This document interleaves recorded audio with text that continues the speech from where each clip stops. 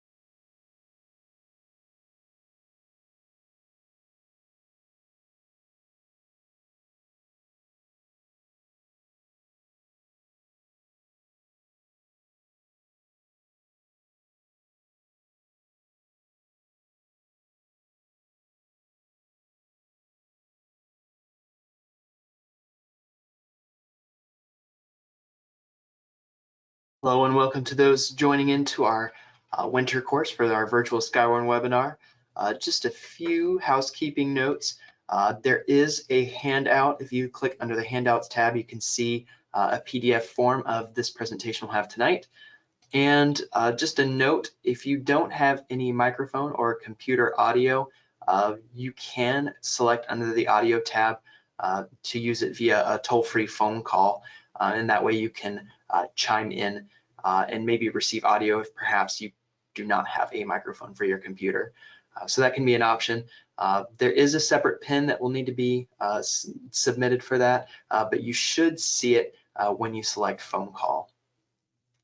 And if there are any questions, feel free to go into the question section.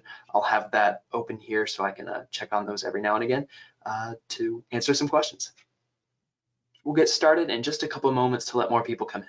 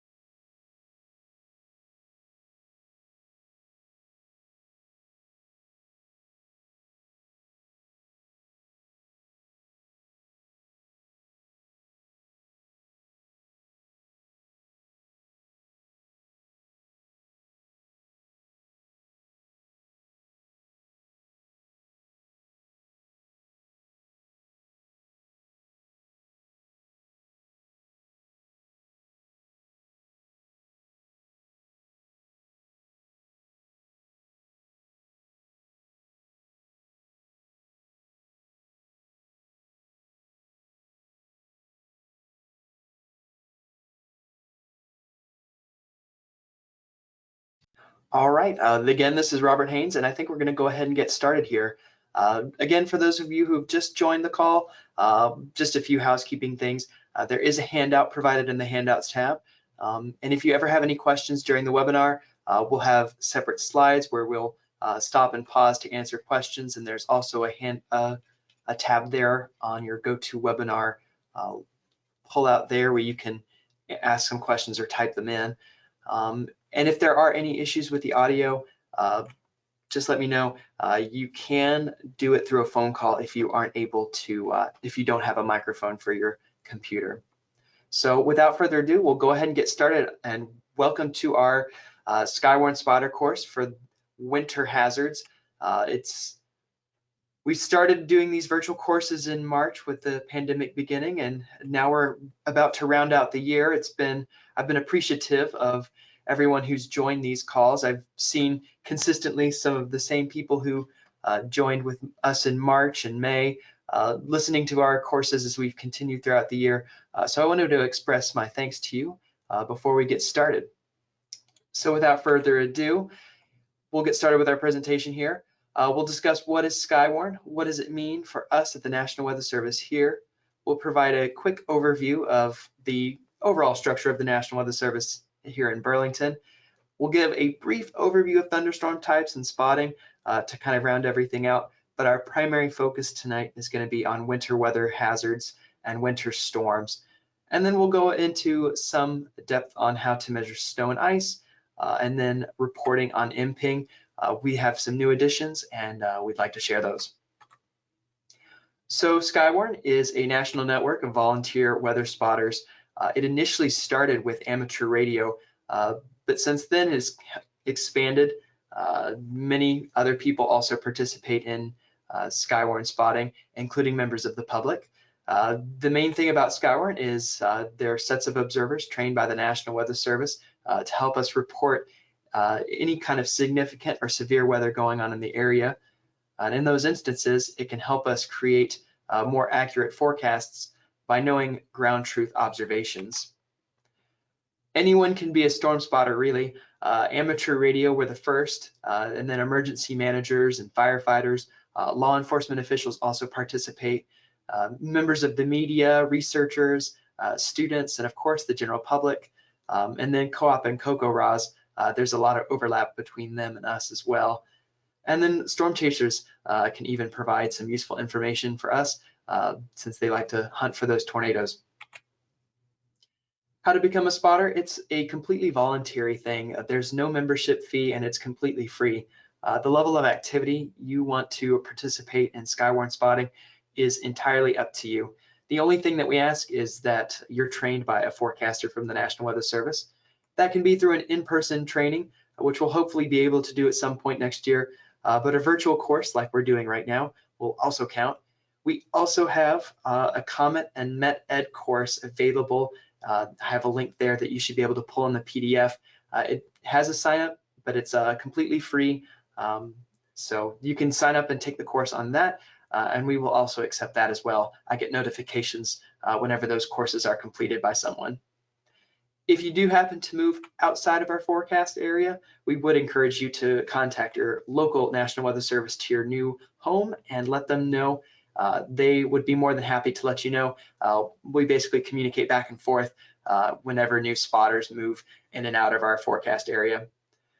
Once you've done any of these three things, we simply ask for a physical location or a latitude, longitude, if you're not wanting to give out the address, and a contact number that you commonly use. There are some instances where if we do see a storm near your area and we are curious to know what's going on down at the ground, we might give you a call, but again, you can always let us know if that's something that might not be preferred for you. So why is it that we need spotters? Well, especially in our forecast area, terrain plays a large part in our forecast challenges here. The Green Mountains, I'll outline them here. The Green Mountain Range, let's pick a color other than black here. The Green Mountain Range covers much of central Vermont here and makes it hard to see what's happening across eastern Vermont, especially the Northeast Kingdom, and then down further south in Windsor County. Makes it a little challenging to see what's happening near the ground. For instance, this radar image on the top left here is the lowest angle scan we have from our radar. But up in this area of the world, it's all the way up at 4,000 feet elevation.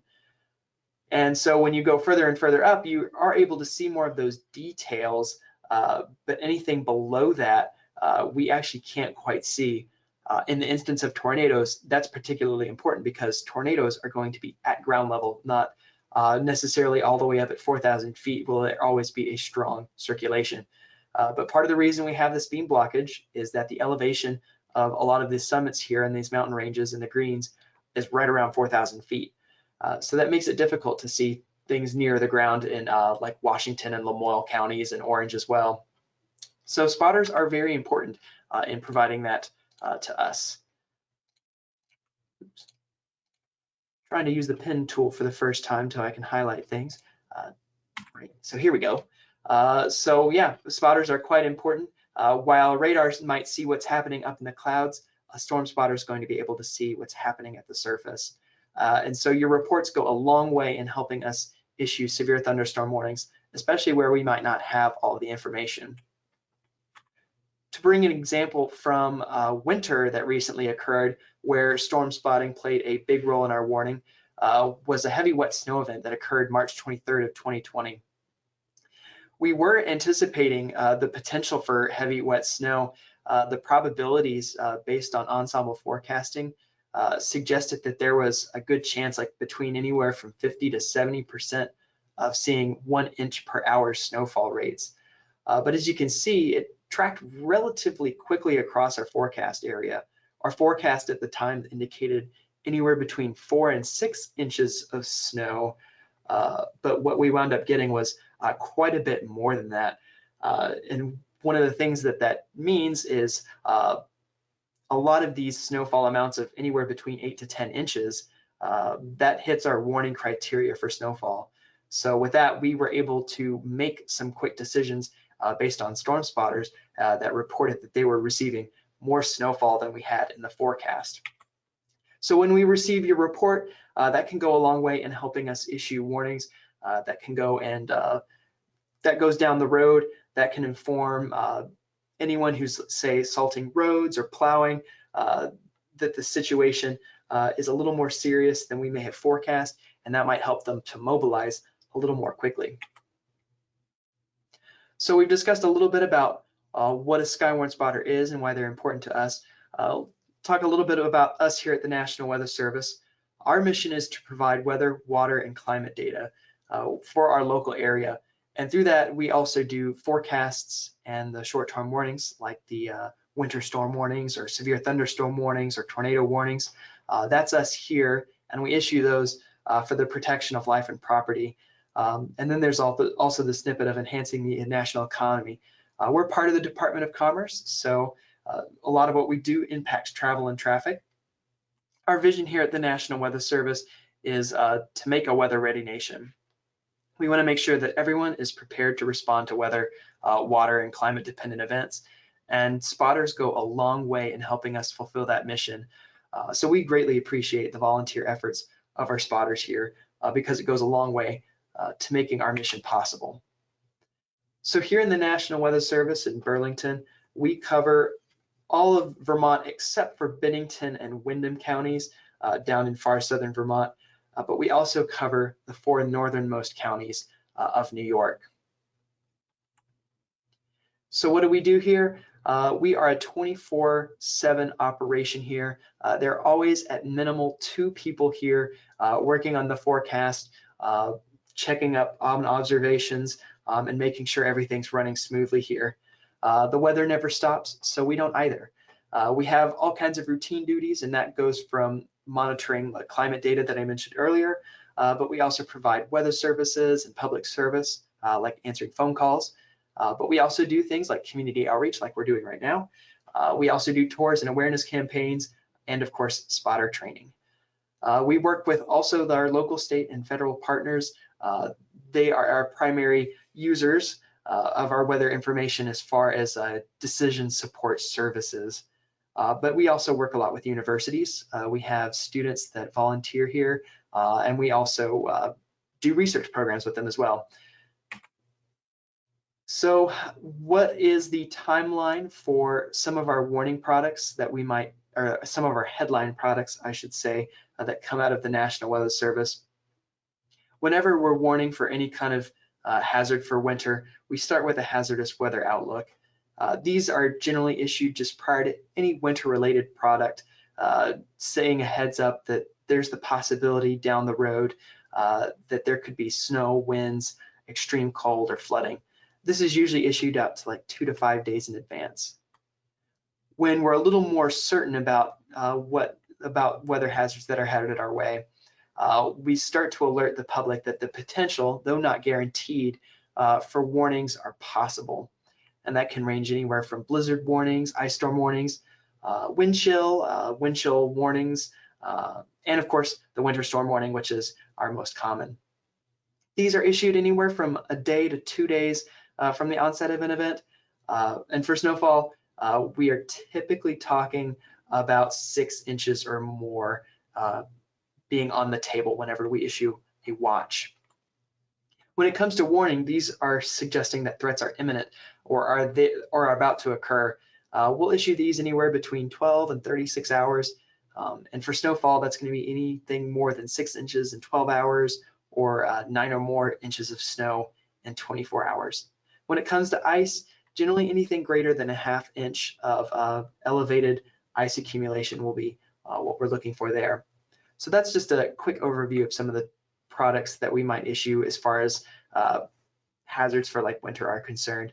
We'll go a little bit more in depth as we go further down the presentation. And of course, the advisory is something that's not quite a warning, but it's whenever we expect inconveniences like difficult travel as a result. This might be like 4 or more inches of snow in 12 hours and 6 or more inches of snow in 24 hours. And for ice storms, it can be anything. Pretty much any glaze of ice on the surface, no matter how small, can make for slick travel and slippery sidewalks. And of course, the spotter plays a role here as well. You help verify our forecasts and our warning products in winter and not just the summer months. We basically collect and digest all of your snow and ice reports, whether it be from a weather station or spotters like you or cooperative observers and other members of the general public. And we build them all into these public information statements that help us map out just the different snowfall totals to get an idea of the events that occurred. On the right here, I have the recent event that occurred at the early part of November, where we had a lot of terrain-dependent snowfall. A good collection of public members and spotters as well helped to build this map and to make it more complete. So ways that a spotter can report, you can do it either by phone. I have the unlisted number there, and I'll have another slide at the end for that so that you can mark that down. You can also do it via social media. Many of our public members will send us messages on either Facebook or Twitter. Amateur radio operators, our frequency is 144.51 megahertz. And we also have a storm report page at weather.gov/btv/storm report. And NPing is an app that you can download on your iPhone or on the Google Play Store. And of course, we always encourage that you share photos. It helps when you're as specific as possible. We might not always be familiar with your roads and cities in your local town, so referencing nearby intersections and landmarks or your latitude, longitude are always a big help in helping us pinpoint where active weather is occurring.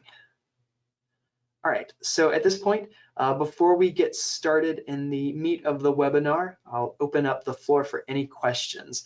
Again, you should be able to unmute yourself, and then there's also the question. So let me know if you have any questions about Skywarn or the National Weather Service in general.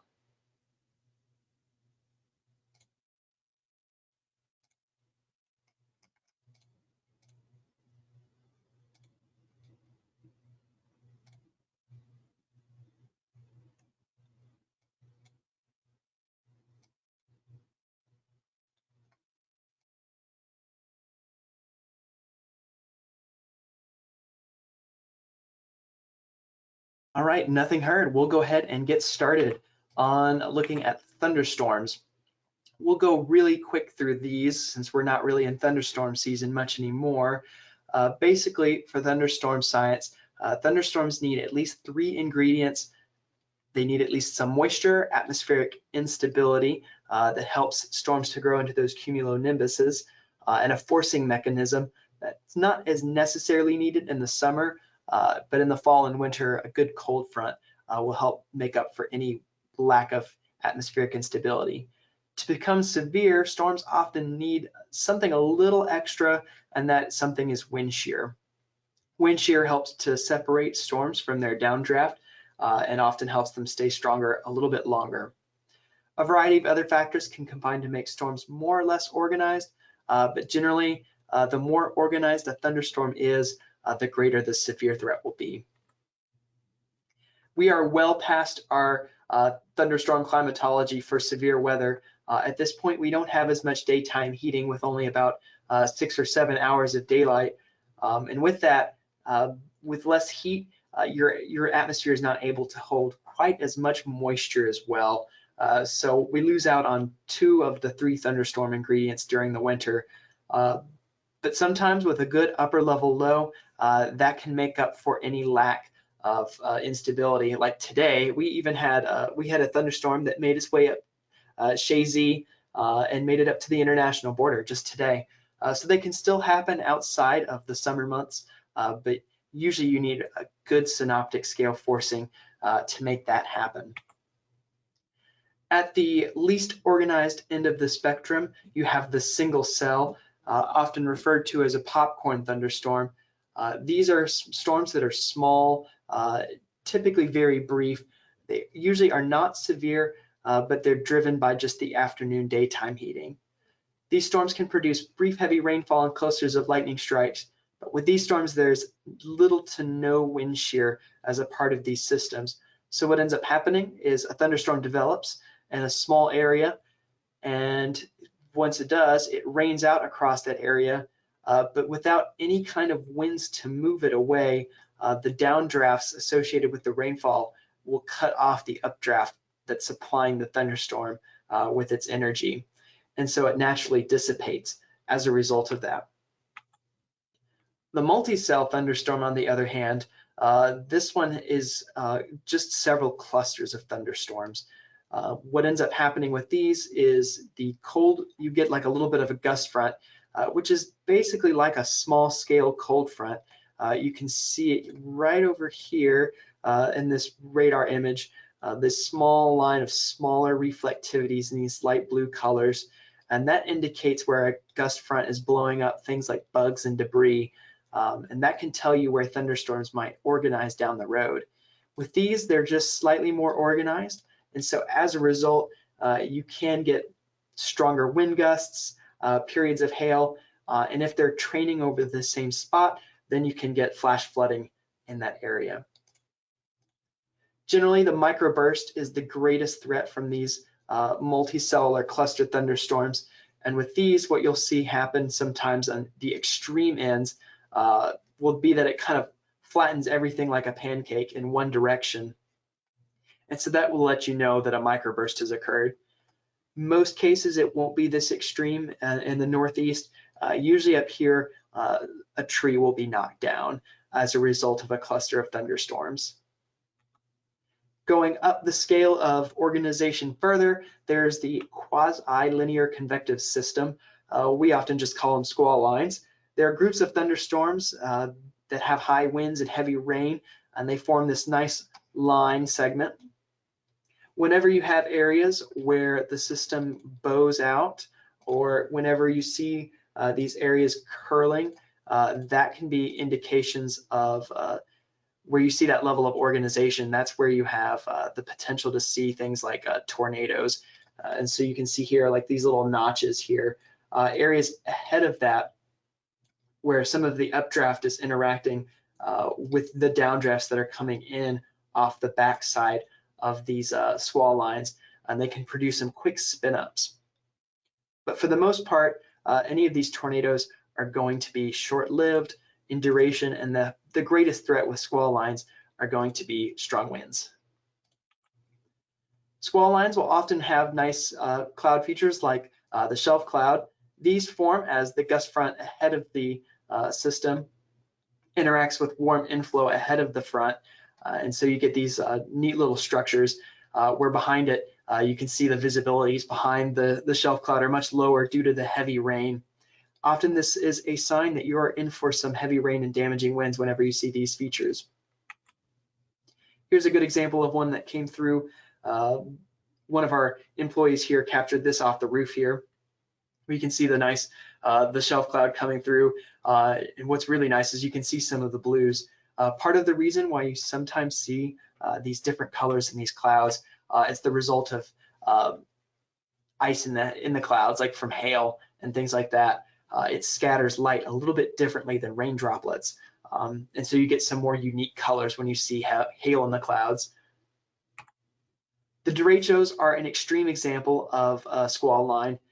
These need to be at least longer than 400 miles in terms of their impact and include a report of at least a hurricane force wind gust at some point within that line. So as a result, these are widespread, long-lived storms. They move quite quickly as well, often moving faster than 70 miles per hour. They can happen just about any time of year, but usually these derechos are going to occur in the summer months, and they're typically favored in the upper Midwest and across the Great Lakes region. They're not quite so common up here, but in 1995, there was one that came through in the very early morning hours that swept across southern New England and cut across part of the Adirondacks on its way southeastwards. These are the extremes, but they can do quite a bit of damage. I believe there was one in Illinois earlier this year that did billions of dollars in crop damage this year. So these can do quite a bit of damage as they make their way quickly across the region. At the highest end of the organization spectrum is the supercell. These are kind of marked apart by having strong rotating updrafts. This kind of helps to separate the updraft from the downdraft. If you remember back at the single cell, you didn't really have that happen where the downdraft wound up killing the updraft. You don't really get that with supercells, so you get much stronger systems that occur. And these are where your tornadoes are most likely to occur, where the rear flank downdraft curls into the inflow. You have this natural area of rotation that develops, and once a funnel cloud makes contact with the ground, that's when you have your tornado. Tornadoes can kick up debris and they make debris balls. This is actually not precipitation occurring in this little region. It's dust and debris that's being kicked up as a result of the tornado. Tornadoes can actually loft up debris as high as 10,000 feet. So these are the best that storms can get. They can exceed 50,000 feet in depth. So they can actually break into the stratosphere, very tall and impressive systems, and they're capable of producing very large hail due to the rotating nature of the updraft. You'll see that they kind of make this little V shape here, like this little V notch. And within that is often where your strongest hail core is. Just again, due to the separation of the updraft and downdraft, supercells are going to give you your most hail. I think it's about 20 to 25% of supercells will produce a tornado, but most tornadoes come from supercells. So even only a small class of these actually end up producing tornadoes. So let's talk a little bit about hail growth and formation real quick. Hail, like I mentioned earlier, is more likely when the updraft is separated from the downdraft. What that ends up doing is it allows hail to cycle as it comes through. And so if you were to actually cut hailstones open, you'd get these little, you'd see the rings as the hail goes up and down above the freezing line. So once hail is too heavy, it falls within the downdraft, and that's when you see it at the surface. It's best that the freezing level is as low as possible. If the freezing level is higher, then what ends up happening is sometimes your hail can melt before it even reaches the ground. So just a quick overview of hail. In Reporting hail, it's always best to report hail sizes with common spherical objects, not marbles or your thumb or a jalapeno or a meatball. It's best to measure it by something common like peas, penny, ping pong balls. I think the greatest hail size in Vermont is somewhere in the realm of baseballs, but in the Midwest, you can get hail at the size of grapefruits that are greater than 4.5 inches in diameter. So that's just a very quick overview of thunderstorms. I didn't even go over the Fujita scale on tornadoes. That's not really the focus of this. But at this time, I'll take a pause here, and if you have any questions about thunderstorm types and intensity, or about just reporting severe weather, this will be a great time to ask them. Are there any questions out there?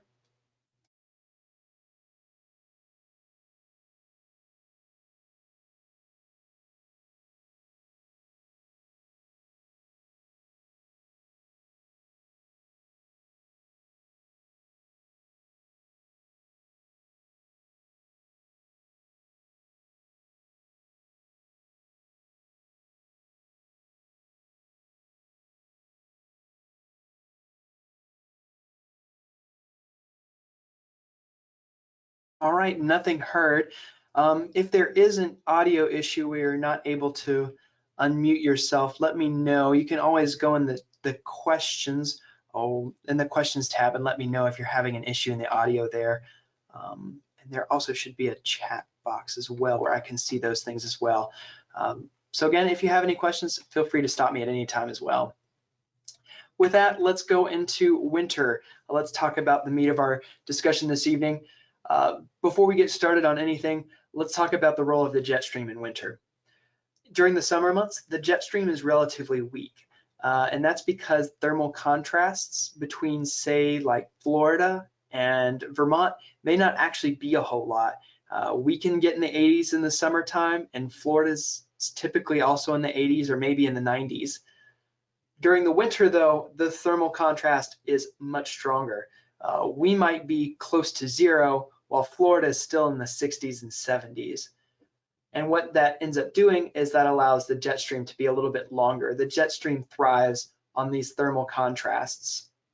As a result, anything that affects the location of where the jet stream is, like El Nino or La Niña, will be much more impactful during the winter months than during the summer months. So the jet stream is a really important player into figuring what kind of weather we might see during the winter season here. What is El Nino and La Niña? This is the sea surface temperatures being measured across the equatorial Pacific. We tracked Nino 3.4, which is this region. It originated from fishers in Argentina, recognizing these fluctuations in ocean temperatures affecting their catches.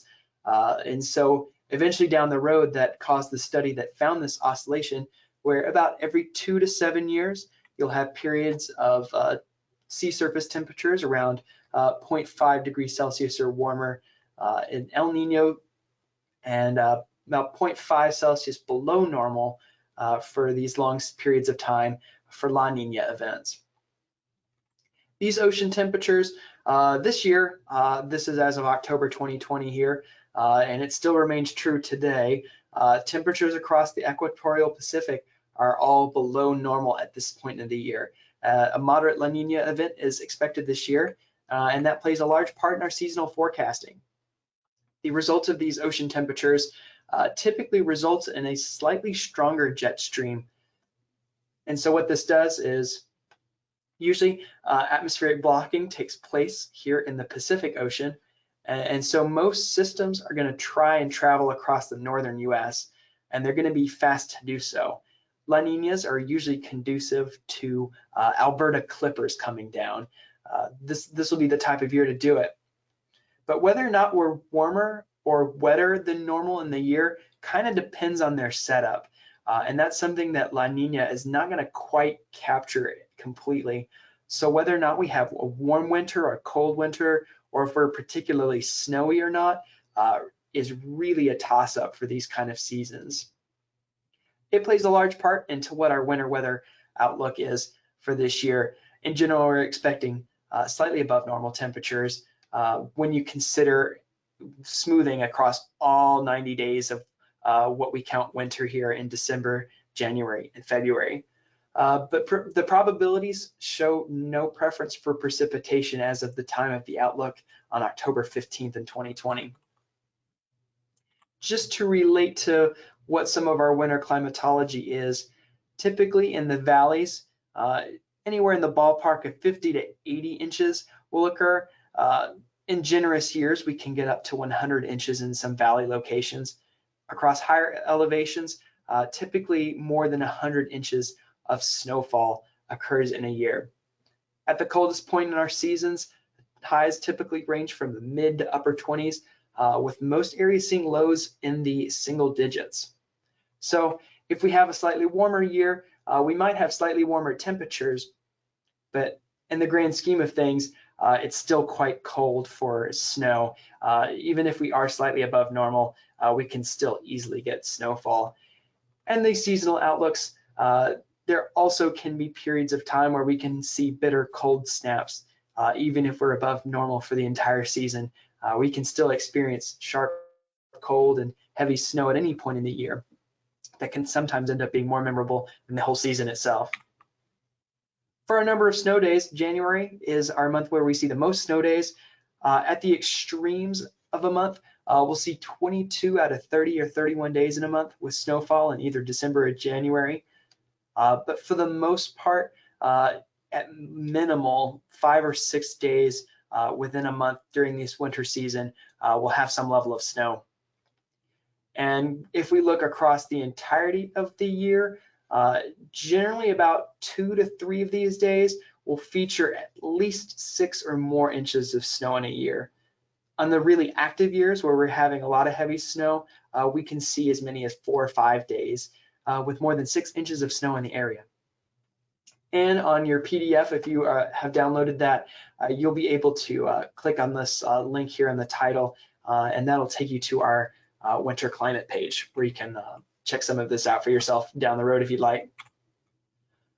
So before getting into just the winter weather, like types, load tracks, and things like that, are there any questions out there about winter climatology or this year's seasonal outlook for this winter? I'll open the floor to questions here.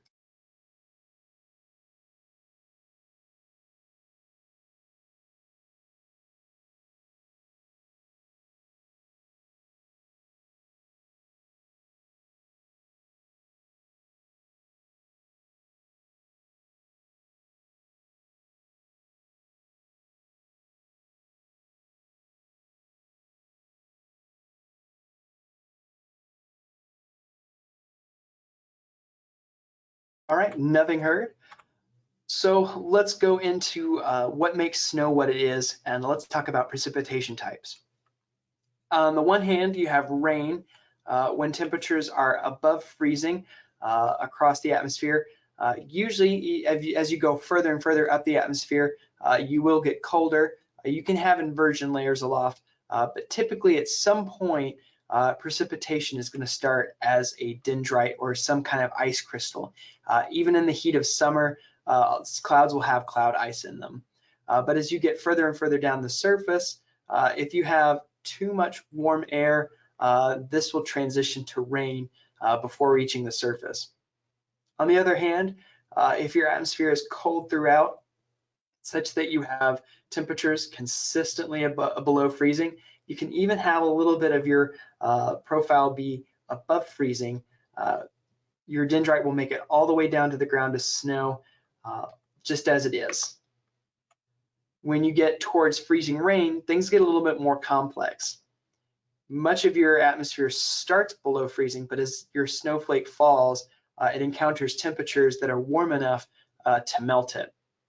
If there's not enough cold air before that new raindrop reaches the surface, it ends up freezing on contact with the surface if it's below freezing. On the other hand, if your warm layer aloft is a little bit smaller in depth, but your cold pool at the surface is a little bit colder, it can refreeze before it makes it to the surface, and that's what ends up becoming sleet. And so sleet, oftentimes this will just kind of bounce off the surface as opposed to really collecting on the surface. Generally, freezing rain is going to be worse in terms of ice accumulations and impacts. Sleet kind of depends on a variety of factors, whether or not it'll be as impactful or not. Looking at the different kinds of snowflakes, snowflakes come in all shapes and sizes. The air temperature, the humidity, all plays a role. Whether or not you have strong winds or very weak winds will play a part in whether they get shattered on their way to the surface or they can remain intact. They can mix and melt together in a process called riming. So they can come in all kinds of shapes and sizes. In general, drier snow are going to be your plates and your prisms. Will be the very dry stuff. The wet stuff will be where you see the nice structures, where you see the common the hexagonal kind of formations in your snow and your dendrites, and that's typically where your snow ratios will be like between like 10 and 12, where it'll be nice and fluffy, where some of this dry stuff can be anywhere in the ballpark. The dry stuff can vary. If it's really compact stuff like plates or grapple, the snow ratio is really low. But if it's not quite as compact, if it has like plates or pieces of air in between it, the snow ratio ends up being really high. And so you don't need quite as much liquid since it's not quite as dense to make as much snowfall. So in general, your lower snowfall rates are going to occur at warmer temperatures. Your higher snowfall ratios will be in the sweet spot between anywhere in like the teens Fahrenheit to just below 0. That'll give you oftentimes your fluffiest snow. So with the talk about how things like temperature, humidity, and winds affect snow, the low track is something that's important both to whether or not we see snow versus freezing rain or rain, but it also affects the kind of snow that we can receive. Wherever the low track will affect the wind, wherever the low tracks is going to have an impact on our wind field.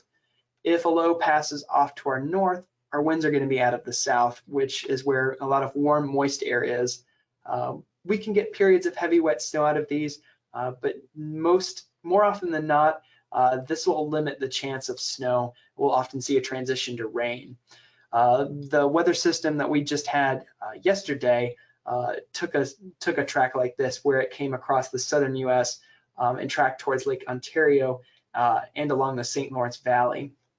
And so in this case yesterday, we were much too warm for anywhere to really see any kind of snowfall or wintry mix. Things get a little more complicated whenever the low tracks directly over our area here in New York and Vermont. Oftentimes when this happens, we have just enough cold air in place that precipitation can either start as snow or sleet, but as warm air kind of tries to sneak into our area, that can be when we see things like freezing rain or a transition from snow into rain as a result. These tend to be a little messier systems when they track right overhead. When the low track is just to our south, that's when things are best for us to see our big snowfall events here. Oftentimes we want to see them generally running south of Long Island and just near Cape Cod. We want them to be right in this area if we want to see the best snowfall potential for our forecast area. Any further south than that, though, we'll end up missing out on any precipitation chances. So any low track that takes it off the mid-Atlantic and generally near the New England coast will be our best snowfall events. And once a low pressure has moved east, we can still get a little bit of precipitation once the storm system has passed by. When there's still some relatively moist air running up the St. Lawrence Valley, you can still get some northwest winds that allow for upslope snow in the whites and then the presidential range and across the greens and in the Adirondacks. And where exactly that snow falls on the backside of these lows will depend a little bit upon the level of atmospheric stability.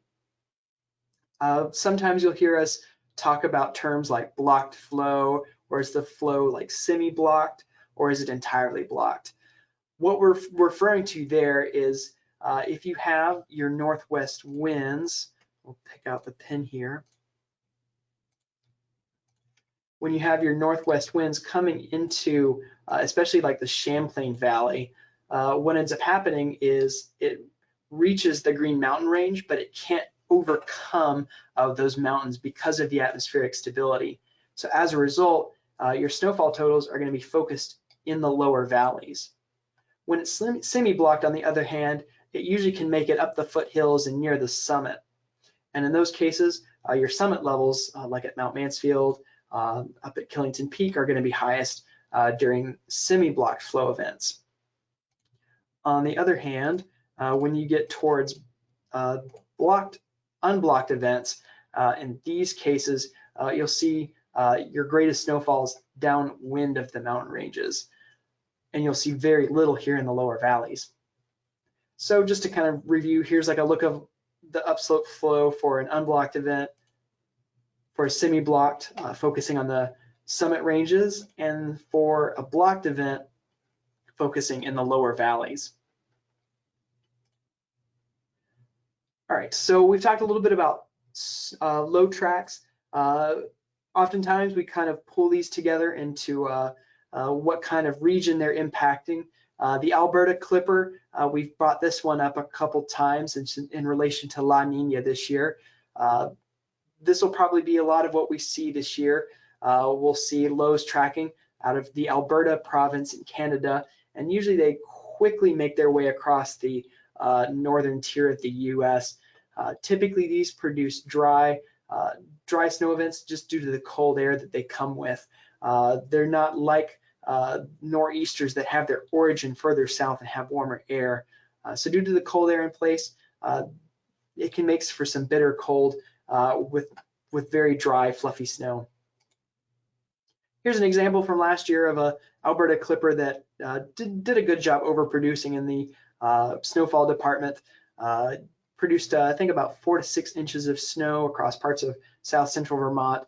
But you can see overall, like the relative area of heavier snow was generally not very broad in scale. And then as you got down into New York, it turned more into like a rain. Nor'easters, on the other hand, are a little bit stronger. They also tend to be a little bit more impactful in that they also impact high population areas with a lot of traffic in the I-95 corridor. These will have their origin in the southeastern United States and track up the US coastline. Due to the Gulf Stream waters, you get these very warm, you have these very warm temperatures out ahead of the low with very cold temperatures interacting on the backside. So this strong thermal contrast helps to make these lows particularly potent. And as a result, they also make these storms very gusty. These will be the kinds of storms that whip the coastlines with 35 to 45 mile an hour winds, and will be often the cause for things like blizzards. Here's a few examples here. You can see the broad range of impacts across the I-95 corridor, and then the storm of the century, which produced snowfall all the way down into Alabama and Georgia. Amounts as high as, I think, like 6 inches in the metro Atlanta area. Produced, I think, a lot of ice here in the lower and southern New England here. And so with a nor'easter, you're more likely to see blizzards. Whenever we're talking about blizzards, we are talking about at least 3 hours of sustained frequent wind gusts of 35 miles an hour or greater, with snow that reduces visibilities to 1/4 of a mile or less. As a result, it's quite easy to get disoriented whenever you're traveling in these because the wind is blowing your car around, snow is blowing onto the road despite any kind of plowing that's been taking place. And And then any heavy snow can also cause lots of power outages and things like that. So blizzards will be the most impactful thing. Fortunately for us, we are relatively far enough inland that blizzards are not altogether that common. I think the last one that could have reached blizzard criteria occurred in 2017. So we haven't seen blizzards here in a while. I think the 2011 event in March was more of a lock for blizzard conditions, but they don't come every year. These events are the strongest of the strong, and they don't happen every single year here. And of course, I have to also mention lake effect snow. During the early part of the winter season, the waters of Lake Ontario, Lake Erie, and any of the Great Lakes in general, they're going to be relatively warm compared to the air temperature. That's because water takes a lot more energy in order for it to change temperature compared to the air. So while temperatures here might be in like the 20s or 30s, the lakes can still be in the 50s. And that creates a very localized area of high instability near the Great Lakes. Buffalo, New York is one of the lake effect capitals of the world. Watertown and the Tug Hill region often also sees quite a bit of lake effect snow. And about 6 years ago was a particularly impressive event that dropped localized amounts of over 5 feet of snow all the way in November across areas just south of Buffalo. But you can see like in the Buffalo area proper, they received less than 6 inches of snow just a few miles away from these intense lake effect bands. Often with lake effect, what you want to see with these is winds that run right along the fetch of the lake. That'll be when it's most favorable. It's a little bit less favorable when it runs perpendicular to the orientation of the lake. So with these long winds, has a lot of opportunity to capture rich lake moisture and then ride it over these areas. And so you'll get your highest amounts when these wind directions don't change, when sustained west to east winds continue for long periods of time across the area.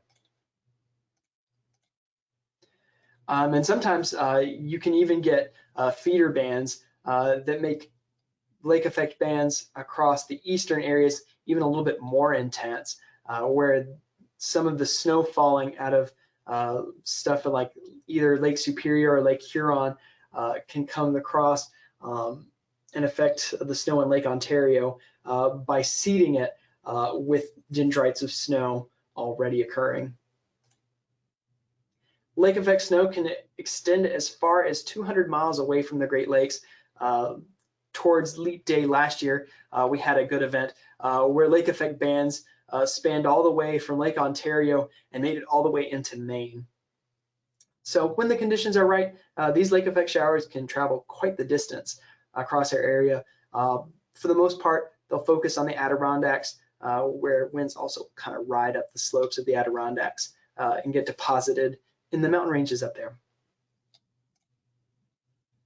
So we touched on it a little bit earlier, but let's go back on and look at it now. What criteria do we issue warnings for snowfall? You're going to notice that each office has a different set that has a different threshold for what level of snow is going to make advisory or warning criteria. For our area, we issue whenever we expect more than 4 inches of snow in a 12 or 24-hour period. Even if it's not 4 inches, we will issue a winter weather advisory whenever freezing rain or sleet is a part of that makeup.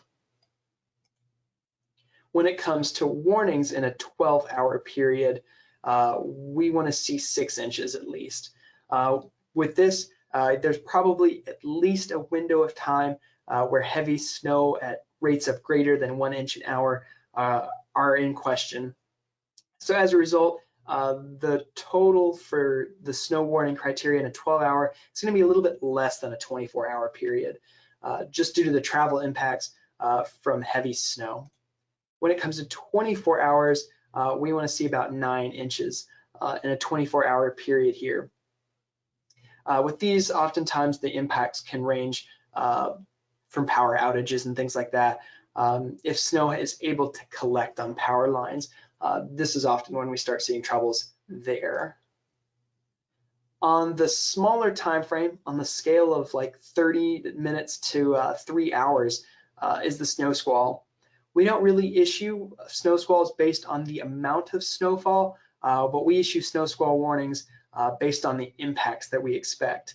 I like to think of snow squalls as a blizzard in 30 minutes. You have an intense burst of snow and winds where visibilities are basically whiteout conditions. And as a result of the rapidly cooling temperatures with snow squalls, oftentimes you often get black ice on roadways at the same time as the snow squall. That makes for especially slick travel that's already hampered by the poor visibility occurring. How do snow squalls happen?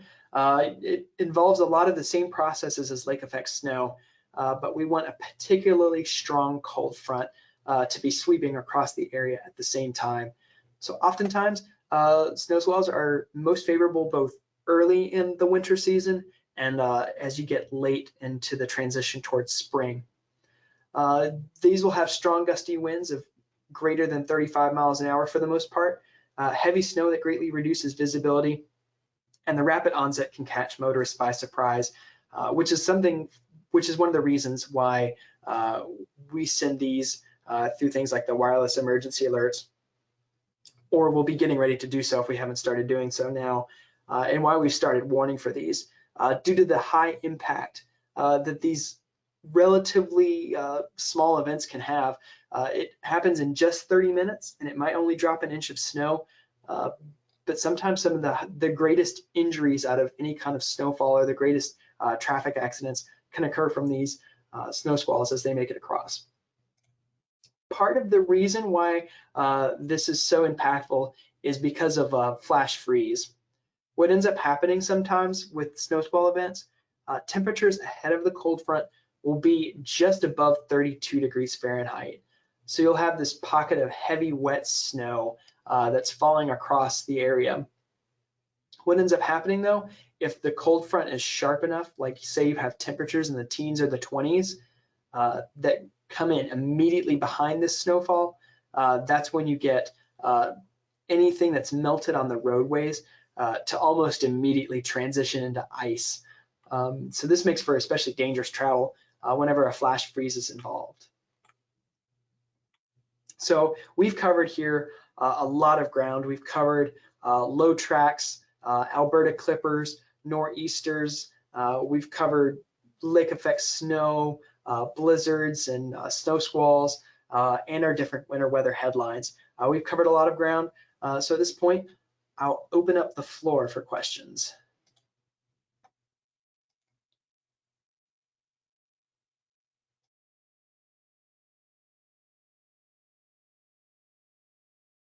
All right, we have one question here. How does the polar vortex fit into all of this? Can they be predicted? Yes, the polar vortex is a predictable thing. It's a little bit more of an advanced topic and might actually be a good topic to take for one of our Skywarn advanced classes. That might be a good thing for us to do down the road. The polar vortex is a stratospheric phenomena. It doesn't happen near the surface, but it's an instance where during the winter months, due to the fact that you don't have any solar radiation, it develops a very strong pocket of cold air aloft. Or not cold air aloft, sorry.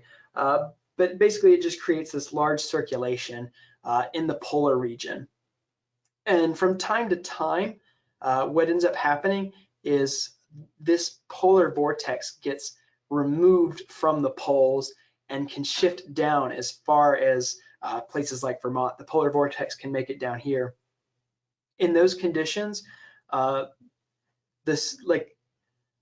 you have the troposphere, which is the atmospheric layer we're in, and the stratosphere. The troposphere can actually vary and dip. The stratosphere can kind of sink down into the troposphere as a result of the polar vortex.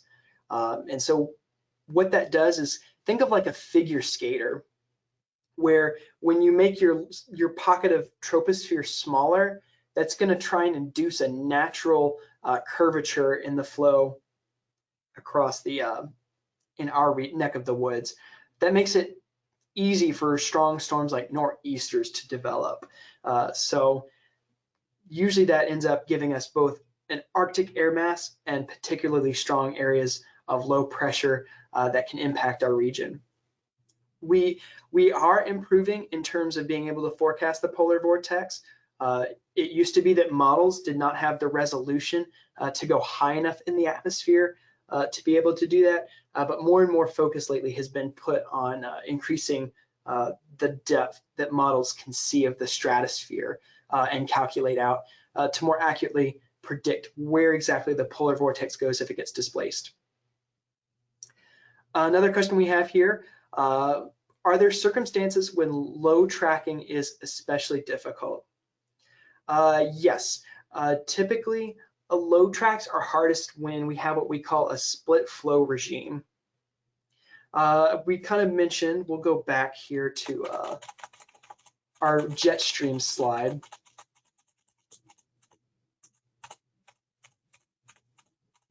The jet stream slide was back further than I thought. We'll go back here to our jet stream slide. So what you also can have, you can also have a jet stream that's a little bit weaker in the subtropics. We'll call it a subtropical jet.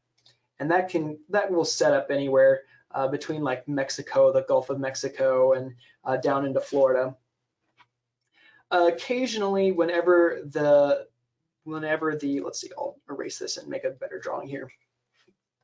Whenever the subtropical jet and the jet stream interact, that typically makes low tracking a little bit more difficult because you have features both from the southern stream of systems coming across, and then you also have systems coming out of the north. And so then the question becomes, how are these lows that are coming both from the north and the south going to interact?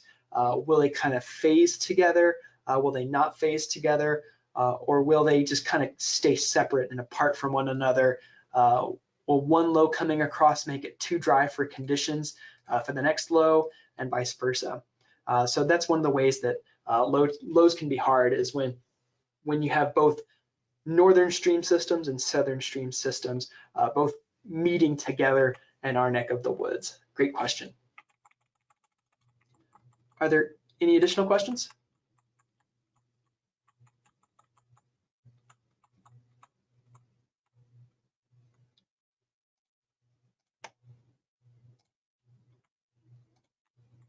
All right, nothing heard. We'll go on into the next topic, being things like sleet and freezing rain. Here we're talking about, we've brought up the topic of how the depth of warm air goes a long way into affecting what happens at the surface. If you have enough cold air, your droplets freeze before reaching the surface. But if your cold air is not very deep, where it's very shallow and near the ground, you have rain that melts before it makes it to the surface and then freezes on contact. So generally with sleet, you'll have less ice accumulation, but with freezing rain, you'll have more ice accumulation and generally more impacts. We actually have quite a lot of freezing rain in our area. This is a map showing the annual average number of hours with freezing rain from 1932 to 2001. And you can see the average up in areas like Messina. In a year, they're going to see anywhere on average of 18 and 21 hours freezing rain. And then pretty much of New England sees anywhere between 15 and 18 hours in a year. So we actually see our fair share of freezing rain in this area of the world. So it is quite the significant impact for our region. And for the climatology, freezing rain is most likely in the month of December. That's just because at this point in the year, it's easier for temperatures to get above freezing than when you get to the coldest point of the year, when temperatures are in the teens to the single digits. And this will be something that causes a lot of impacts to power lines and things like that. It can bring it down as ice weighs on the line. As a note, just the difference between our forecasts and what happens on power lines here. We forecast ice based on an elevated flat surface like a picnic table or things like that. But on power lines, ice likes to form radials where it kind of sinks down into icicles that have different kinds of length. And the measurement's a little bit different there. In other words, you need more elevated flat ice to make impacts compared to like mean radial ice. More on that as we go down the presentation. The big ice storm around here that gets talked about is the ice storm of 1998. In this event, parts of the St. Lawrence Valley received anywhere between 2 and 3 inches of freezing rain. As a result, lots of trees and power lines came down, and I think some areas didn't have power for like a week or two or something on that time scale. A lot of our valleys are quite prone to freezing rain due to the role of terrain. What ends up happening is cold air is very dense. So as a result of this cold, dense air, whenever winds are trying to come out of the south, they can't quite always overcome the Adirondacks or the Green Mountain Range. So as a result, you have warm air aloft that's riding over the mountaintops, but isn't really mixing down to the surface. So that makes areas like the St. Lawrence Valley especially, where northeast winds can occur as a low tracks to the south of the region, makes freezing rain quite common in this area of the world, and to a slightly lesser degree here at BTV, since our terrain orientation isn't quite as favorable.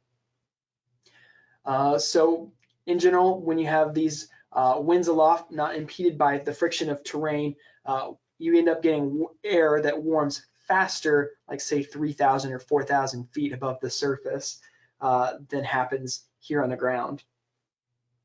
And cold air will like to drain down the valleys and kind of stay as low to the ground as possible because it's more dense than that warm air.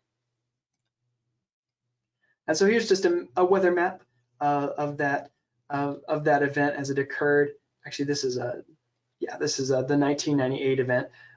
You can see like the area of low pressure just south, and that makes it favorable for these northeast winds to keep cool air coming into the St. Lawrence Valley. They don't like to switch to the southwest until the low has moved past the region. For ice storm warnings, we have a separate product for these. Basically, we issue ice storm warnings when things like sleet or freezing rain are pretty much where the primary threat, where we don't see as much snowfall occurring with the system. We issue ice storm warnings whenever the ice accumulations on an elevated flat surface are expected to be greater than a ½ inch. But it usually takes a little bit more than that to make impacts to power and utilities. Then talking about wind chills. Wind chill, we haven't had any events in the last few years here, but with strong northwest winds and Arctic air coming through, say like with the polar vortex, you can get wind chill values that creep to the 20s to 30s below zero. Whenever it gets to 20 below zero, we issue a wind chill advisory. You'll notice some more southern areas will have lower thresholds for that, generally because they're not as accustomed to the cold. For wind chill warnings, on the other hand, we issue for any temperature, any wind chill that is at least 30 below zero. Part of the reason why wind chill is such a thing is without wind, your body is always radiating a little bit of heat out. When there's no wind, you kind of have like a protective barrier of sorts from the radiational heat from your bodies between the cold air and your skin. When it's windy though, it takes away that warm air that's radiating off of you. And as a result, there's no protection between you and the cold. So in this, that's when we especially encourage layering up and having making sure that no skin is exposed to make sure that you are safe from frostbite. Going back to our frostbite chart here, any of these light blue shades, anywhere between, that takes longer than 30 minutes for frostbite. Usually when you get into like the 20s below zero, it can take as short as 30 minutes for frostbite. And once we get towards like our wind chill warning criteria, it can take as little as 10 minutes for frostbite to take hold. The last event we had, really hot, strong wind chills, was on February 13th and 14th of 2016. So right around Valentine's Day, we had an Arctic cold snap that came through. It brought wind chills as low as 37 degrees below zero here in the Champlain Valley. And I think parts of the Adirondacks were even closer to 40 below in terms of wind chill. That's the last time we've seen wind chills of such extreme measures. So not necessarily the most pleasant event, so hopefully we won't have any of those this year. So with that, are there any questions about ice storms, about wind chill, or anything else that comes to mind? I'll open the floor here for questions.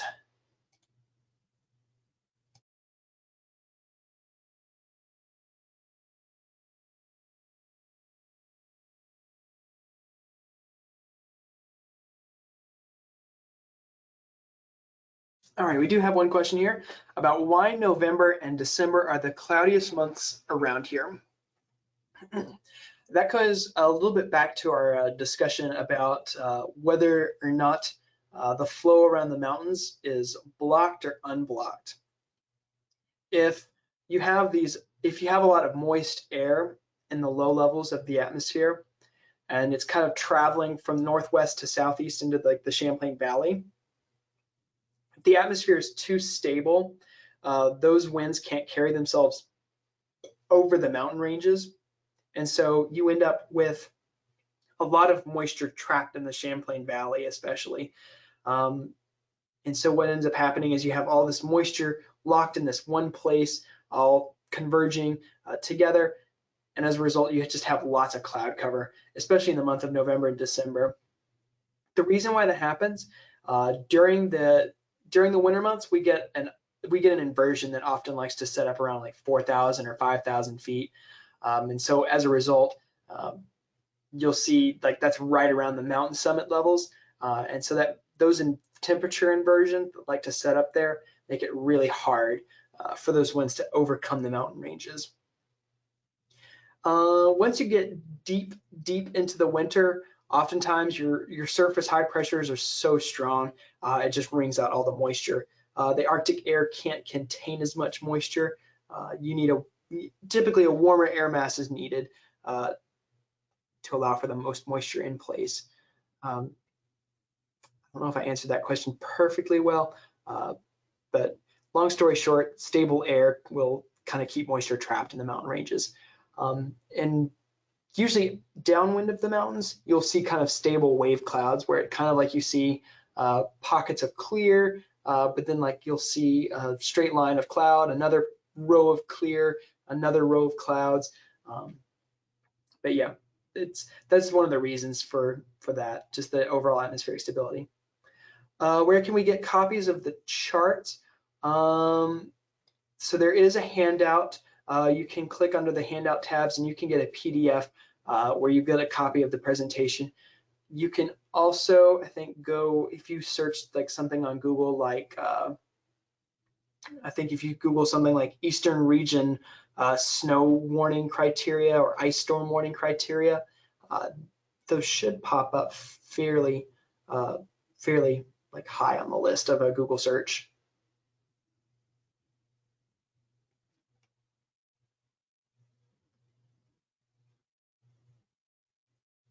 Are there any additional questions?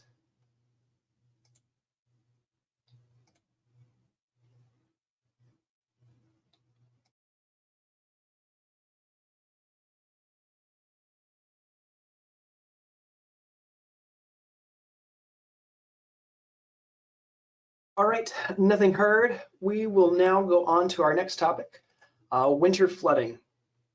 So one of the unique things about living up this far in latitude is getting your rivers to freeze over. As a result, you can have ice jams. It can occur from melting ice, melting water into rivers, from ice breaking up on rivers. It can even freeze up early in a winter season, and it can come from heavy rainfall as well. Oftentimes they come in the heart of winter whenever we've had all this ice build up on the river. But then in, like, say, January or February, you get a period of heavy rainfall. The temperatures get into the 40s or 50s for like maybe a 12-hour window. And that makes these conditions favorable for breakup ice.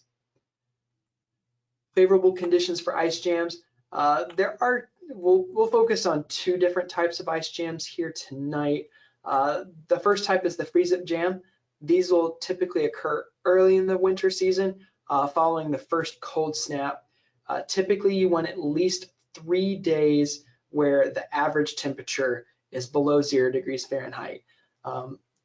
Frazzle ice will first form when cold air in contact with the river starts to form chunks of ice.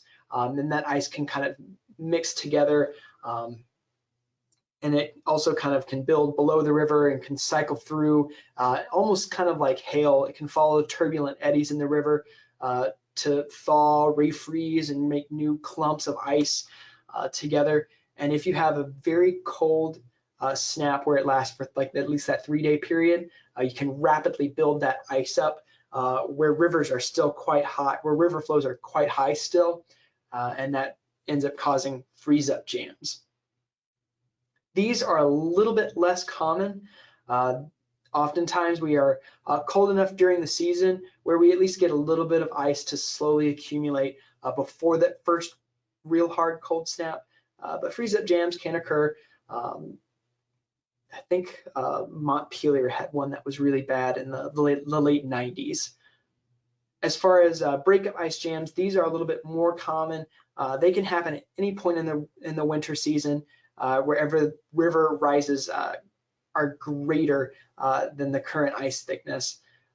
Within at least 12 hours of thawing, you want at least 6 hours of over 40 degrees Fahrenheit for thaws to kind of allow melt to make it into rivers, for rainfall to allow quick river rises, and for ice to really start breaking up and becoming rotten. Ice is often rotten when you see this grayish hue to it, where it doesn't have any snow on top of it, or doesn't have a clear quality to it. That's often when your ice is about ready to break. Breakup ice jams will typically form where higher river flows will kind of break intact ice and carry it downstream to an area of the river where it kind of slows down.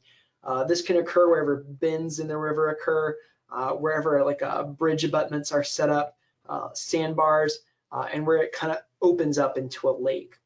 Those will be the areas that are most prone to ice jams.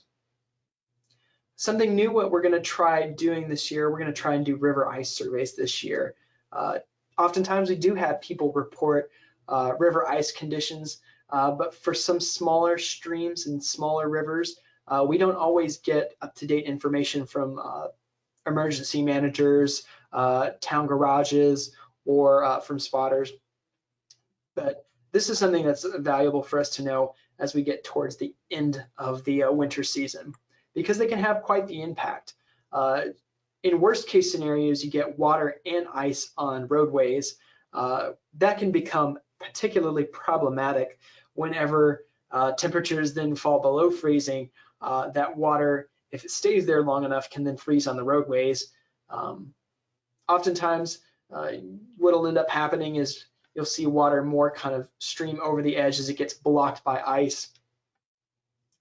And it can take out bridges. It can do quite the number. The force of a river can never be underestimated, and when you have ice behind it, you're asking for trouble.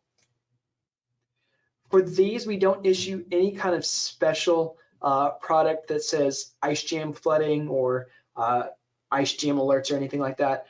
For ice jams, we follow the same kind of thing with like a flood watch or a flood warning as we would for like normal high river rises. Whenever we do issue a flood watch, it's to indicate the potential within a 12 to 36 hour time frame for flooding, and the flood warning suggests that it's imminent or occurring.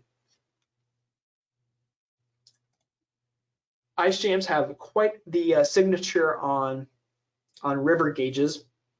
If you were able to attend our hydro meeting all the way back in May, we talked a little bit about river gauges, where oftentimes at the mouth of rivers, these gauges are set up to monitor the stream flows, and then there's a little buoy that sets up within a watershed that kind of goes up and down with the water levels, and the weight of that attachment is measured, and so as a result, you can get these streams.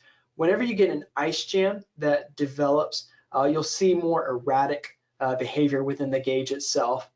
And what ends up happening is you might see like water slowly rise as an ice jam, a break is about to occur, and then at a certain point it just kind of snaps, where like when the water finally gets to release from the ice jam, you'll see water just rapidly then fall as it's able to finally carry itself out.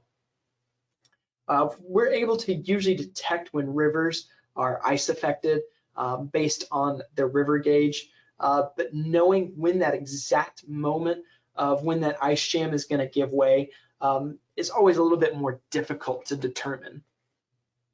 So whenever we have this potential for ice breakups, it's recommended to be alert to rapid rises and falls that might occur at the rivers, and to be aware of the dangers of flooding that can occur from ice jams. They can take place in a really quick amount of time. So it's important to know if you are in a climatologically prone region to ice jam flooding. Again, just to show kind of the nature where you can see like the river gauge gets affected by the ice jam, where the gauge kind of slows or pauses or doesn't really follow a normal kind of rise. Sharp increases water is able to finally flow and then steadily fall back down. So last really impressive ice jam events occurred in like I think January of 2018 on the Ausable River. The Ausable River is one of those big ones that can get flooded from ice jams. The Winooski River is one that can occasionally ice jam. Same with the Missisquoi. The Lamoille can also do it a little bit as well. But pretty much anywhere where you have bends in the river, I think most rivers at some point, aside from like the St. Lawrence River, because it's so large in our forecast area, has produced it. And I don't know if we have a web page that shows all of the different ice jams, but here in the office we kind of have that. That helps us kind of keep track of favored spots in ice jams and recent events. You might be able to view things like that on the Advanced Hydrologic Prediction System, or I can't remember the exact name of the acronym, the AHPS. They have all kinds of charts and tables for record flooding events, and they might have a few things about ice jams in them too. So rounded out with a photo here of the Missisquoi River. You can see its gauge in the foreground is almost being completely overtaken by the ice flows on the Missisquoi River here on this breakup event. All right, that wraps up some of the winter weather hazards that I wanted to discuss this evening. Before we go on to tips for snow measurements, are there any questions about ice jams or winter flooding hazards? Or is there anything else that comes to anyone's mind? I'll unmute everyone at this point and feel free to ask your questions.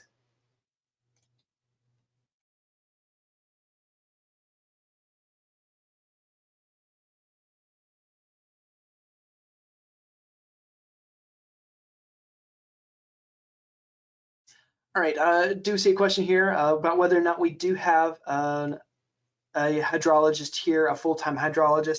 We still do not have a full-time hydrologist working here. The senior service hydrologist keeps track a lot on the river ice gauges, and their sole focus is things like rivers, the potential for dam breaks, and building up that program. Since we don't have a dedicated person on staff to look at things like river conditions and ice jams and favorable flood states, we have an office team that focuses on it. So we have several that are experts in that field. Let's see. What trends should we be looking for in the near future due to climate change? So I think one of the big things about climate change up in this area of the world will be the variability. On some instances, like I've mentioned, even if we do get slightly warmer temperatures in winter, we might still have temperatures cold enough for snow. But that might end up meaning we might see more things like heavy wet snow. On the other hand, we might see greater variability in the sense that extreme atmospheric blocking patterns prevent snowstorms from largely occurring, where we see very little in the way of snow across our area. So I think that's the big thing that we can expect from climate change looking down the road is just a greater variability of what happens from winter to winter.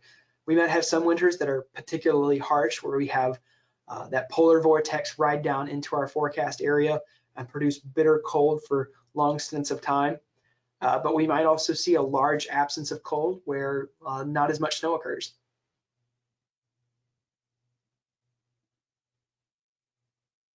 Good questions.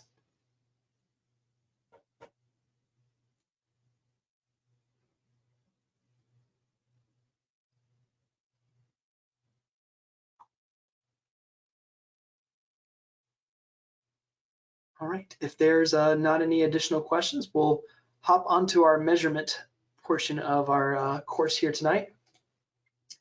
In terms of measuring snowfall, the official measurement method is to use a snowboard with a snow stick attached to it, and to measure the total depth of that snowboard every 6 hours, wipe it clean and start that over, and then at the end of the event, add all of those 6 hourly totals together.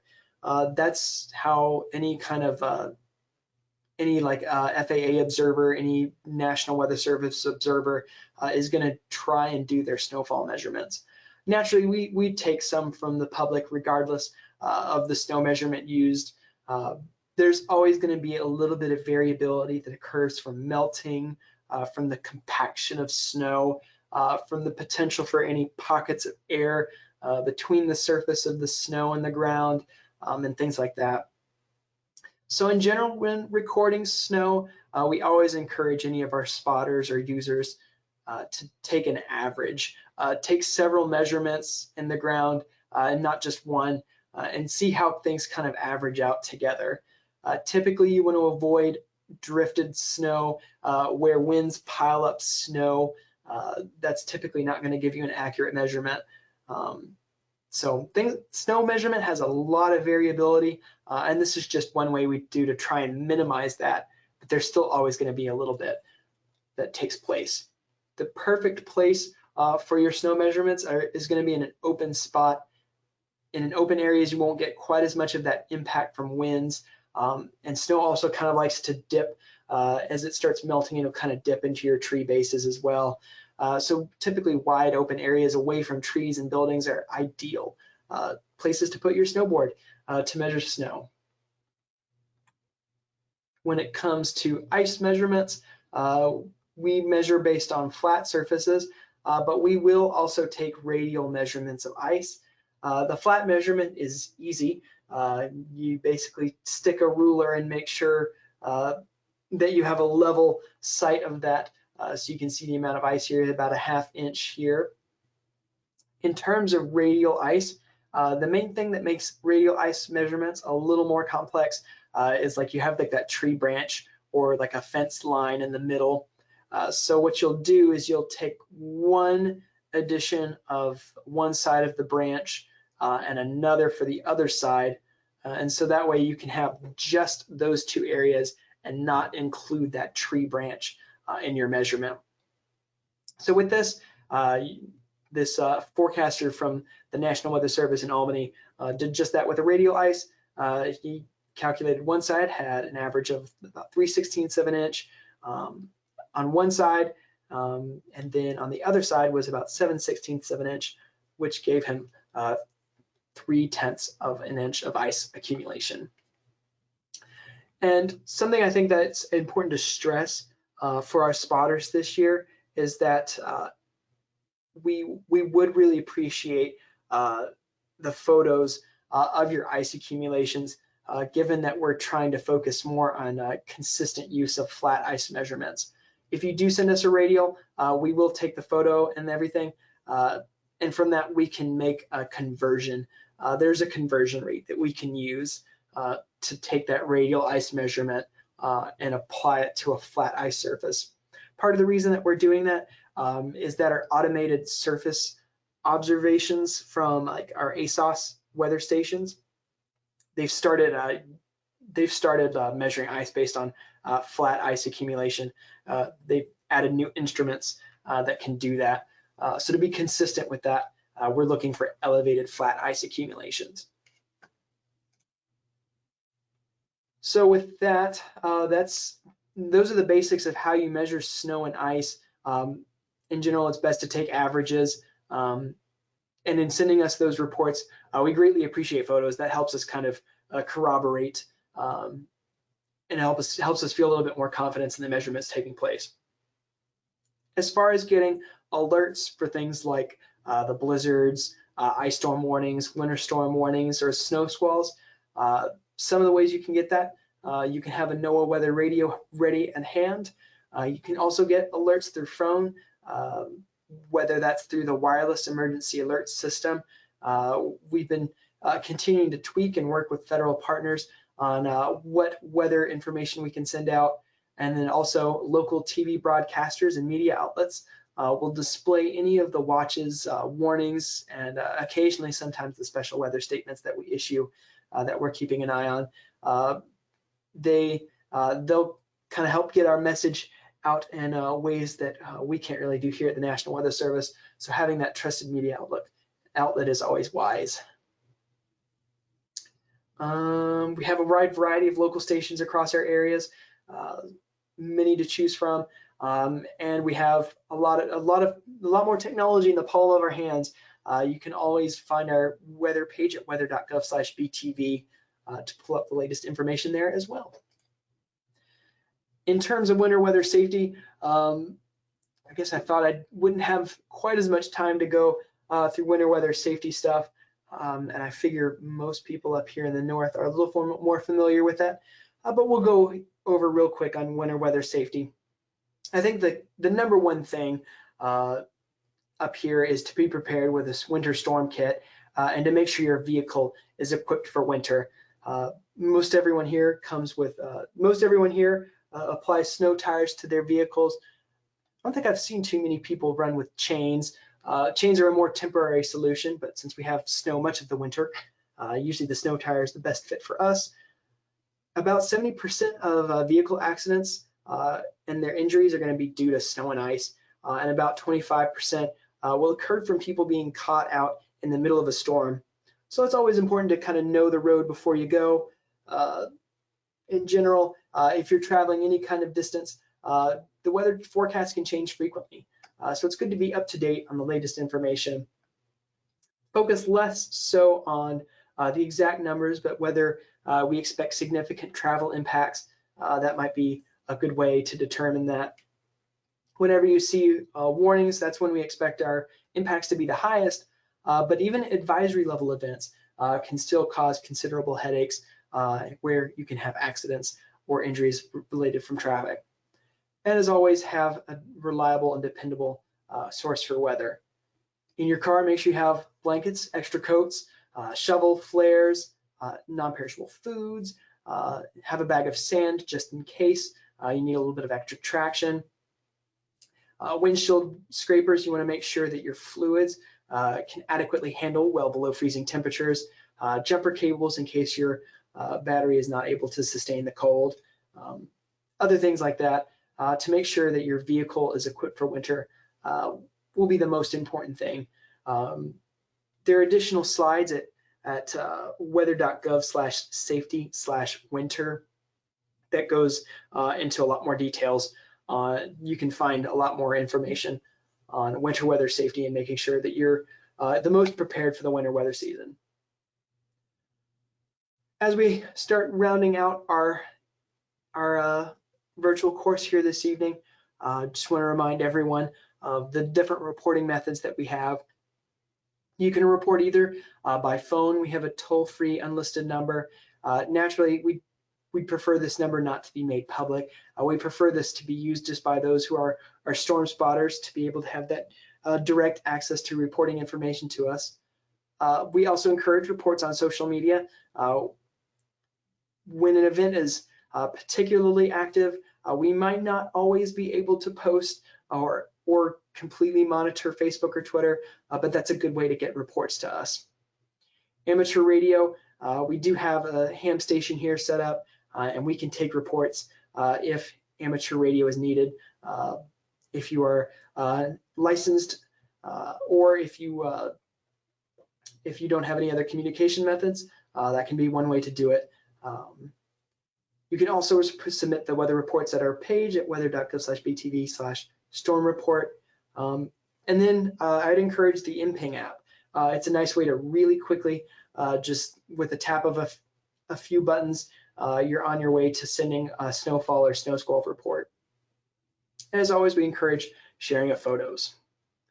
And to always be as specific as possible, landmarks, intersections, and things like that will go a long way in helping us pinpoint the exact impacts that are occurring. I've mentioned this before, that new to InPing this year is the snow squall parameter.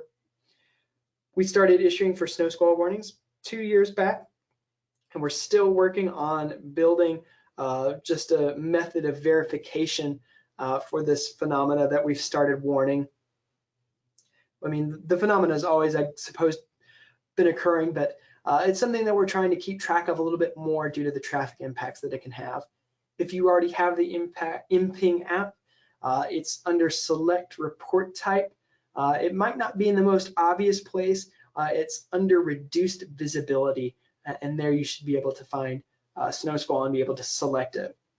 And so we can see all of these maps of observations of people sending in reports, and we can also load it into our computers here, so we can see reports as they stream in on our radar. InPing is especially useful when dealing with messy precipitation types. We use InPing a lot, especially when we're dealing with snow becoming freezing rain or sleet. It gives us a good idea of that ground truth of what precipitation type is, and lets us know if we need to make any tweaks or modifications to our forecast. We've talked a lot about, actually, before I go into the summary slide here, I'll answer this one question that just came in. What's the best way to share pictures for those few of us not on social media? That's a good question. There's also, we also have an email that everyone in the office here can access. If you email nws.er.btv.operations@noaa.gov, you can send us photos through email. That's one way that you can get some of that information to us. Another question here about living in a very windy location where it's a little difficult to measure snow, where even in the fields you get a lot of wind from any direction. In those cases, it's kind of hard to say if you don't have the best spot. Like some people live in the middle of the woods, and you're not always going to get the best forecast snow in. You're not always going to get the best measurements of snow in there. At a certain point, you do the best you can, I think, by taking those averages, and that can kind of help smooth out the impacts from snow kind of drifting with the wind. So you can get a smaller measurement downwind, or upwind rather, and then a higher measurement would get measured downwind of whatever direction is flowing, and then from there you can kind of average those out. Usually using like 4 or 5 measurements can help you get the most accurate measurement despite the issues from wind.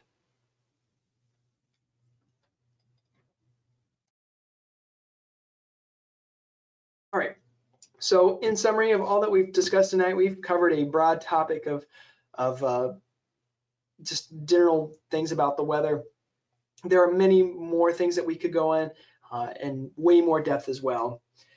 But at the end of the day, with this certification course, just to reiterate, that we're looking for reliable Skywarn spotters that help us provide ground truth information that helps us protect lives and property of people, whether that be by telling us about down trees or lines, funnel clouds, heavy rain and wind damage, or whether ice jams are occurring, what flood conditions might be looking like, whether you have significant ice or snow. Those are important things that help us in ways that models or satellite or radar can't do. We can't overstate the value that a Skywarn spotter has. We've discussed a lot of winter weather hazards. We've brought up ice jam flooding, winter storms that can cause heavy snow or ice. We've talked a lot about low tracks. We even talked about the seasonal outlook, and we went all the way on a planetary scale, talking about how conditions in the equatorial Pacific can affect the jet stream and affect our weather conditions. We didn't really talk as much about strong winds in this presentation, but with strong nor'easters, nor'easters can create strong winds that can even down trees and power lines and further exacerbate issues from heavy wet snow. But in general, I want to always iterate in any storm spotting that you do or anything that involves weather, just remember, like in terms of getting information to us, that your safety should always come first, and that we would never want anyone putting themselves in harm's way just to get us information.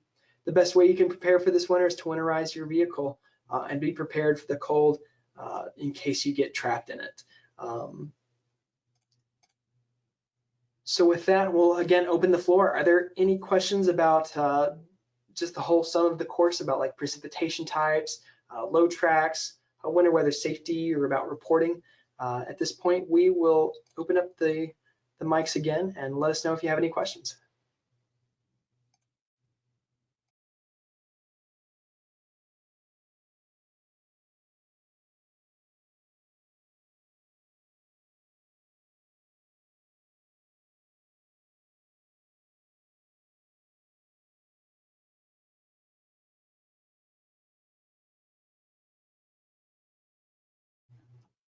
All right, nothing heard.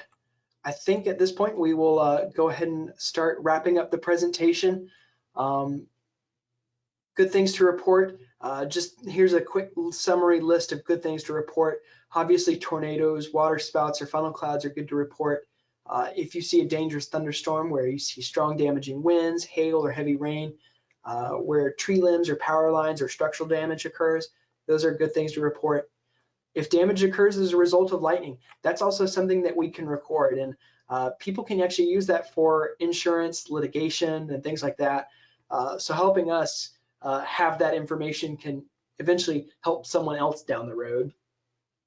If flooding is it occurring within the river? If you see ice jams, that's particularly useful information for us. Heavy snow, especially if you're seeing rates like more than 1 inch per hour, that's important to us. Like in that event like that we brought up earlier in the heavy wet snow of March, it was a spotter that reported 3 inch per hour snowfall rates that told us that we needed to take things more seriously. So those are good things to report to us, and to let us know if you have a significant freezing rain, especially if not in the forecast, are good things to report to us. So with that, I think we'll close up this presentation. Thanks so much for joining us this evening and attending. Thanks for your interest in the Skywarn Spotter program, or if you just wanted a refresher or just to learn a little bit about the weather, we're glad to have you this evening. I do see one last question here. The 1-800 number, it does not accept text, it's just a phone call. That will call us here in the operational floor. Those of us who will be working like the radar operations or on satellite or anything, that'll go directly to us. And you can reach us on Facebook and Twitter. There's also a public line, which is 802-862-2475. And with that, hitting the star key will directly reach us here in operations. We also have a YouTube channel, which is where the recording of this session is going to be put. We'll have a recording set here at YouTube at our channel at NWS Burlington. And again, you can email us at nws.er.btv.operations@noaa.gov. You can send us reports that way. That's a good way to send emails to every forecaster that works here. That would work best because we work irregular rotational shifts, so we're not always here on regular schedules, and we might be here in the middle of the night. So that's always a good way to hit us up if you'd prefer to do it that way. All right, I'll stick around for a couple more minutes for questions, but I think for now I'll say thanks and open the floor for any last lingering questions. Thank you, Matt.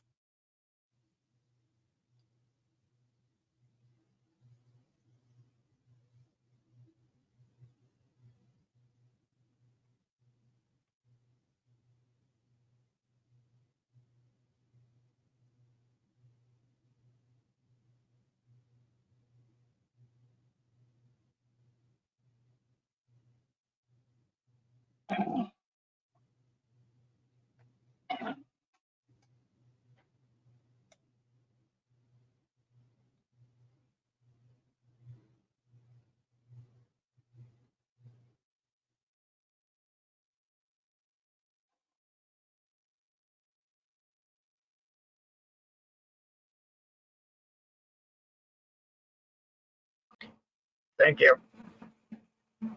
Thanks for joining.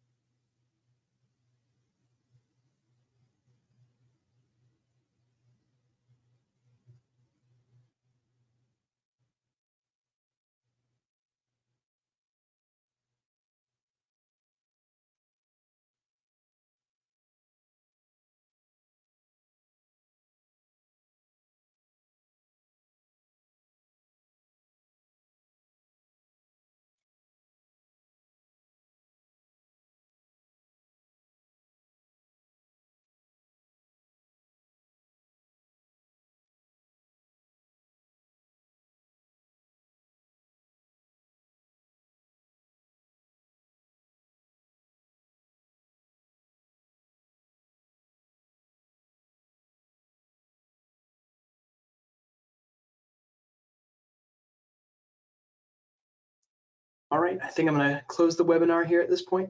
Thanks again for joining and have a great night, everyone.